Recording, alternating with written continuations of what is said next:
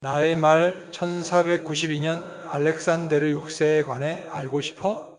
챗GPT의 말씀하신 알렉산데르 6세 1492년은 일반적으로 알렉산데르 6세 엘로그젠더 VI 교황을 가리키는 표현입니다. 이 인물은 1492년의 교황으로 선출된 로드리고 보르자입니다.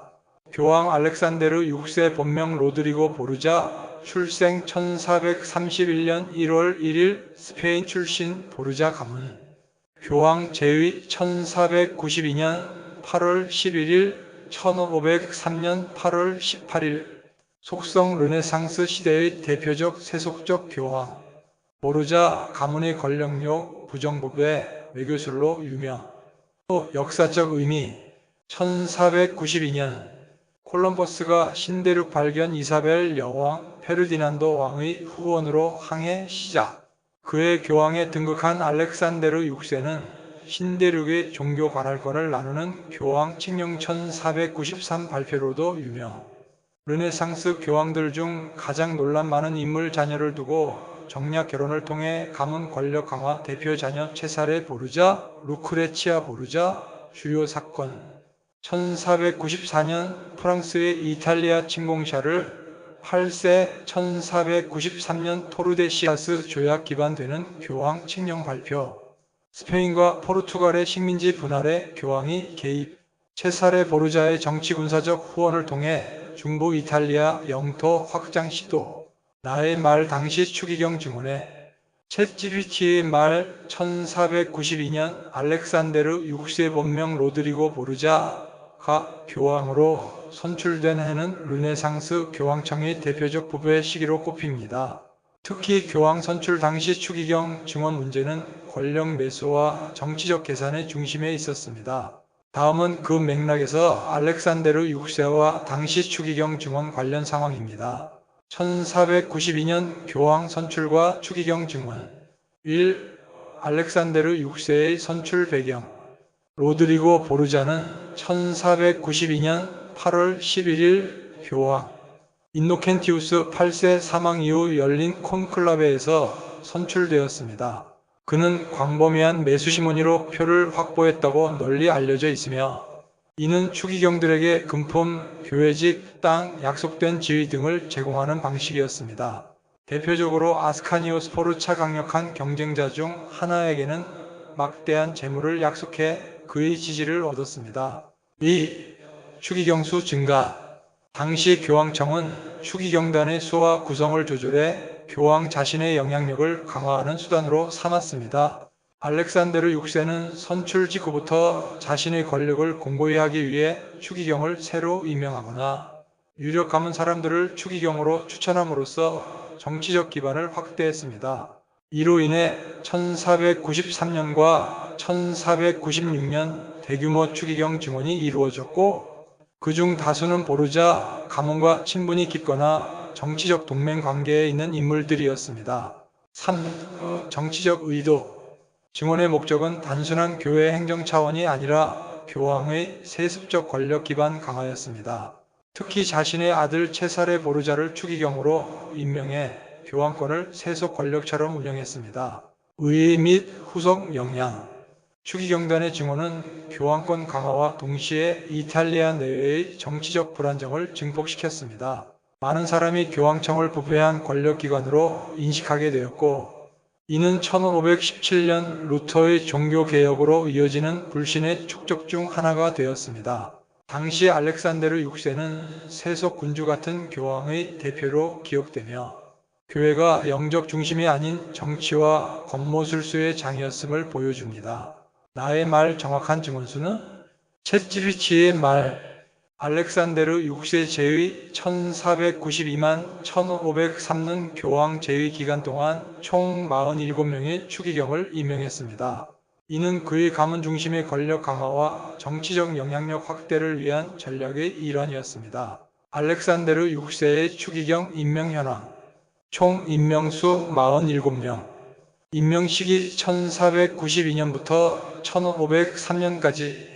주요 목적 보르자 가문 중심의 권력 강화, 정치적 동맹 확보 및 영향력 확대, 자신의 아들 체사레 보르자를 포함한 가족 구성원 및 친인척의 지위 상승, 주요 콘시스토리와 임명된 추기경, 1492년 8월 31일 교황으로 선출된 직후 자신의 조카인 후안데 보르하를 추기경으로 임명했습니다. 1493년 9월 20일 12명의 추기경을 임명했으며 이 중에는 자신의 아들인 체사레 보르자와 알레산드로 파르네 세운날의 교황 바오로 3세도 포함되어 있습니다. 이후에도 1495년, 1496년, 1498년 등 여러 차례에 걸쳐 추가적인 추기경 임명이 이루어졌습니다.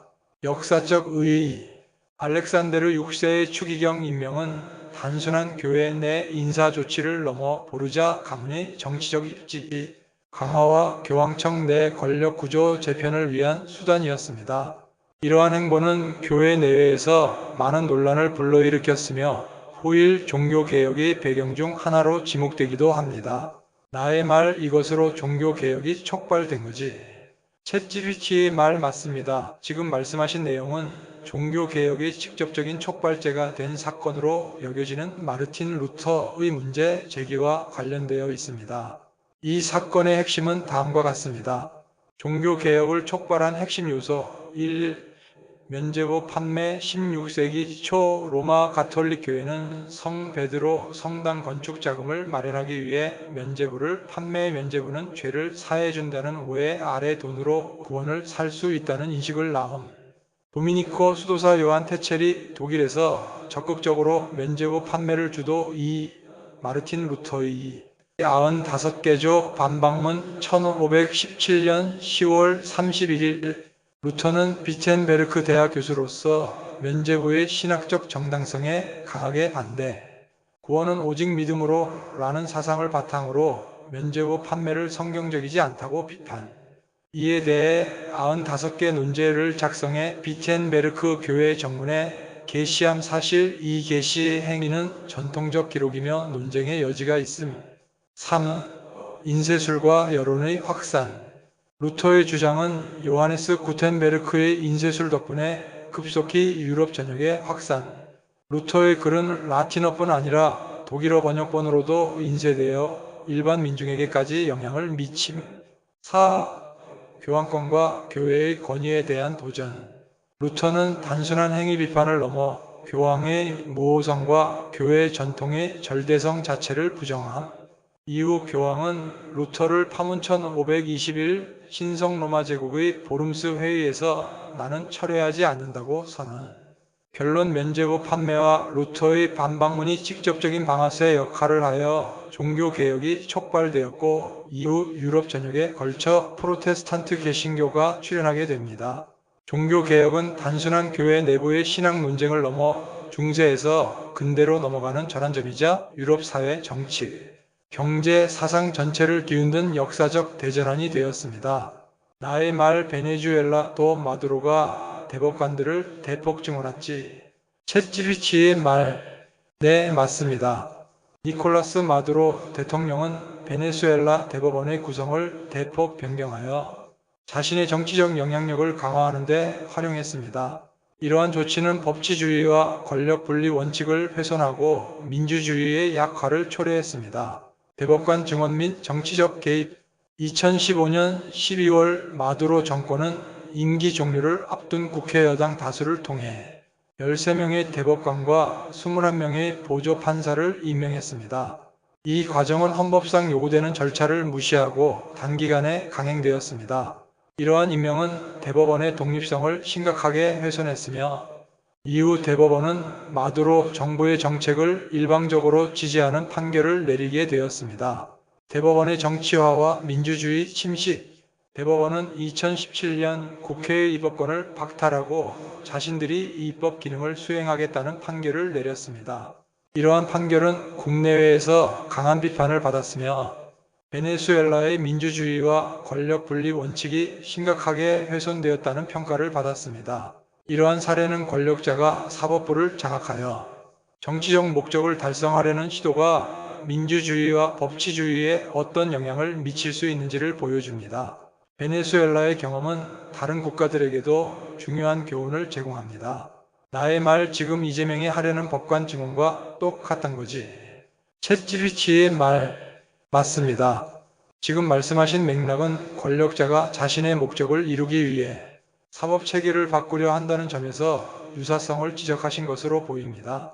이재명 대표가 추진하려는 법관 증언안에 대해 일부에서는 다음과 같은 우려를 표합니다. 정권의 사법 장악 시도로 해석될 수 있다. 판사 수를 늘리는 명분은 업무 과중 해소이지만 실제로는 특정 인물을 유리하게 배치하거나 판결 방향을 유도할 수 있다는 의심이 있음. 행정부나 입법부가 사법부 인사를 간접적으로 조작하는 구조는 권력 분리 원칙에 어긋날 수 있음. 이런 점은 아합이나 아달랴, 로마 황제들 혹은 중세 교황들이 종교 재판소나 성직 인사권을 장악하며 체제 개편을 시도했던 역사적 사례와 본질적으로 닮은 구조입니다. 즉 정당한 절차를 따르지 않고 제도를 바꾸려 하거나 자신의 안위형사, 재판, 정치 생존 등을 위해 독립적 기관 법원, 검찰 등을 구조적으로 흔드는 행위는 형식은 합법처럼 보여도 실질은 권력 유지를 위한 탈법적 조치로 간주될 수 있습니다. 이런 시도는 오래된 역사의 반복이며 결국은 사법 독립의 훼손과 민주주의 후퇴로 이어질 가능성이 크다는 점에서 지금 상황은 분명히 경계해야 할 지점입니다. 나의 말 베네수엘라의 실상을 보고해줘. 챗GPT의 말 2025년 현재 베네수엘라는 정치적 불안정, 경제 위기, 인권 침해 등 복합적인 위기에 직면해 있습니다. 다음은 주요 현황입니다. 정치 상황. 니콜라스 마두로 대통령은 2024년 대선에서 논란 속에 3선에 성공했으나 국제사회는 이를 인정하지 않았습니다. 선거 과정에서 야당 후보인 에드문도 곤살레스가 승리했다고 주장되었으나 정부는 이를 부인하고 있습니다. 이후 마두로 정부는 야당 인사들을 탄압하고 언론과 시민단체에 대한 억압을 강화했습니다.